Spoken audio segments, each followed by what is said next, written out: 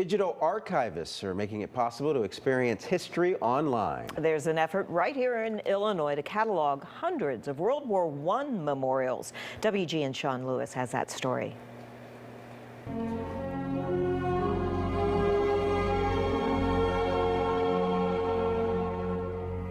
They pay tribute to those who served more than a century ago in what was called then the Great War.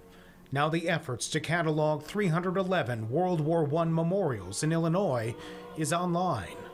These monuments and memorials are living history in many ways.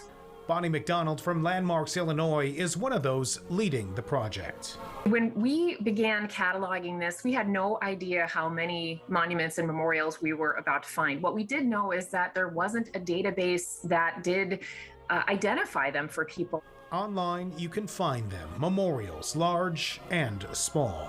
They range from a small bronze plaque that might have the names of those who served from a particular community. Some of them are literally a boulder, they're a rock, and you might walk past it without seeing anything inscribed in it. Some you might notice frequently would be the doughboy and the actual sculpture of the doughboy, which was the quintessential figure of the young man who served in World War I. So they are absolutely as diverse as the communities in which they are located.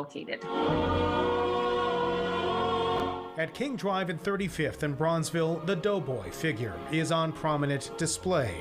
This memorial honors the Fighting Eighth, a regiment of the Illinois National Guard. At a time when the U.S. Army was still segregated, and this unit was so brave, they were the only unit that had African-American officers during World War I, and they were critical to one of the final battles in France that actually pushed the German army to enter into the armistice. The signing of that treaty led to what we now call Veterans Day every November 11th. This soldier here died in the battlefield in France. Like the Fighting Eighth statue, suburban Riverside's monument to World War I is also benefiting from grants provided by Landmarks Illinois with funding from the Pritzker Military Foundation.